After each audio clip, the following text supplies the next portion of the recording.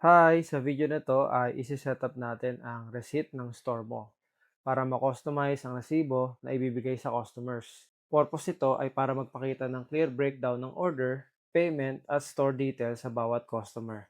Tara, simulan na natin. Okay, punta ka lang dito sa settings, tapos receipt.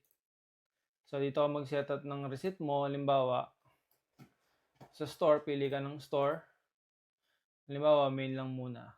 Title natin, One Cafe, pwede mong baguhin yan. Header, halimbawa, thank you for your purchase. Yan.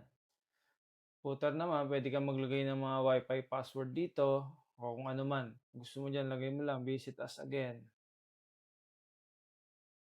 Tapos printer size naman, 58mm or 80mm. Yung 80mm, ito yung standard size, katulad sa mga Jollibee or mga inasal, pang mall. So, 58mm, ito yung medyo maliit na receipt. Pero mostly ginagamit rin ng mga cafe, restaurant natin. Include notes in receipt by default. So, pag naggawa ka ng notes sa POS, automatic na ipiprint niya na yan. Pero, i-off muna natin yan. Automatically print receipt after order completion. So, by default, naka-on yan. Para pag connected na yung printer mo, naka-pair, then, kada sold, lalabas na agad yung resibo. Okay, then save mo lang.